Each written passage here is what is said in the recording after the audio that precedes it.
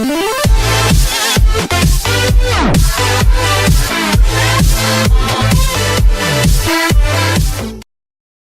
Falcons stayed alive in the NFC despite themselves. The pass zipped out of Drew Brees' right hand and into the end zone, a dagger through the heart of the Atlanta Falcons season. If it reached its intended target, the New Orleans Saints would turn a 3-point deficit into a 4-point lead inside of 2 minutes in the fourth quarter.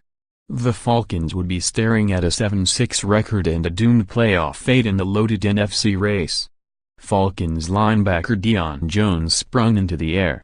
All night, Jones had showcased his breathtaking athleticism, rampaging into ball carriers like a bundle of rubber bands. Now, he leapt and snared the ball, landing flat on his back with it safely pressed against his chest. "I felt like they was going to try me," Jones said afterward in a televised interview, "and I just had to bow up for my brothers." It is remarkable how seismic a single moment can be in the NFL. The Falcons entered Thursday night hanging by a thread. Had that pass sailed over Jones's fingers and into the hands of tight end Josh Hill, the Falcons' defense of their NFC title would be essentially finished.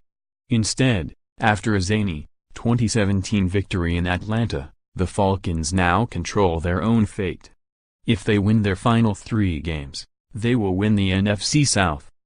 The football stuff is secondary. Steelers' Ryan Shazier undergoes spinal stabilization surgery. The Falcons finish at Tampa, at New Orleans and home against the Panthers. If they prevail in all 3 division games, they'll finish 11-5 and own every possible tiebreaker. Their outlook was utterly bleak when they entered the fourth quarter trailing 17-10, with quarterback Matt Ryan having thrown 3 interceptions and flailing. An hour later, they had sealed a massive victory and given themselves a clear opportunity. They know how to turn a rickety first half of a season into something significant. Last year, the Falcons started 7-5 and won their next 8 games to make the Super Bowl. It's a little premature to assume it will happen again. The Falcons' offense was humming last year through 12 games, whereas this edition still seems to be trying to get in sync with offensive coordinator Steve Sarkisian. As important as their victory was for their playoff chances, it was a sloppy, strange game on a Thursday night, against an opponent that suffered an onslaught of injuries, including a concussion to Dynamo running back Alvin Kamara on the Saints' first drive. It saved their season, but didn't say much about their quality. Offense: "We still need to get better," wide receiver Julio Jones told reporters. Coach Dan Quinn, too, didn't inspire much confidence in his ability to navigate the endgame any better than he did in the Super Bowl last year. Late in the fourth quarter, he faced this decision: accept a holding call and give the Saints a 3rd and 11 from the Atlanta 34-yard line or decline it for 4th and 1 at the 24. Quinn, believing Sean Payton would elect to kick a game-tying 41-yard field, declined. The call instantly backfired. Brees plunged on a quarterback sneak for a first down, which allowed the Saints to drain the entire clock and opened the possibility for them to win the game in regulation. It could have been a season-killing blunder if Deion Jones hadn't bailed out Quinn. Asked if he regretted the choice right away, Quinn said, 100%. 3 anthem protesters among NFL Man of the Year award nominees. It was that kind of game for the Falcons. They constantly overcame their own miscues. 2 of Ryan's interceptions were unconscionable, thrown straight to a defensive back, one of them a short-armed force to Julio Jones in the back of the end zone. The Saints still might have had a chance at the end, after running back Devonta Freeman nearly undid his spectacular game with a fumble. But the Falcons recovered, and as referees investigated the scrum, they ignored Payton calling timeout. It led to Payton sprinting onto the field, which drew a game-ending flag. At that moment, Payton may have regretted wrapping his hands around his neck and shouting, "You're gonna choke," at Freeman earlier in the game. He said afterward he didn't remember doing so. The internet will be there to remind him.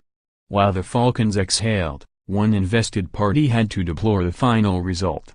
The Green Bay Packers still have a narrow path into the playoffs, a hope predicated on a game with the Browns this week and the imminent return of Aaron Rodgers in Week 15. The Falcons' victory made it harder, giving the NFC a 7th team with at least 8 victories. The Falcons came so close to losing and effectively ending their conference title defense. Instead, they still have a chance. The Browns tore up their management structure yet again, firing Sashi Brown as their head personnel executive and replacing him less than 12 hours later with former Chiefs general manager John Dorsey. Mary Kay Cabot has details. The moves had several reverberations for a franchise that has gone 1-26 since the start of 2016 and has employed 6 general managers since 2009. The Browns chose Hugh Jackson over their front office. And it actually makes sense. By firing Brown, the Browns moved away from the analytics-heavy approach they committed to 2 seasons ago. For now, they kept former baseball general manager and Moneyball acolyte Paul DePodesta in a high-ranking position. But dismissing Brown signals a shift.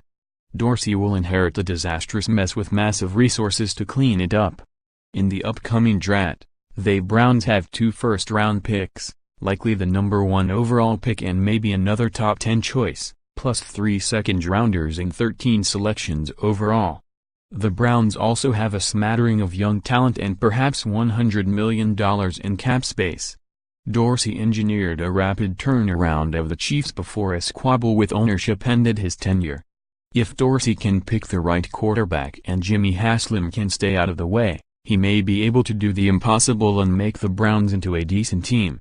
One fascinating area to watch will be how Dorsey works with coach Hugh Jackson, who will stay on despite a 1-26 record as Cleveland's head coach.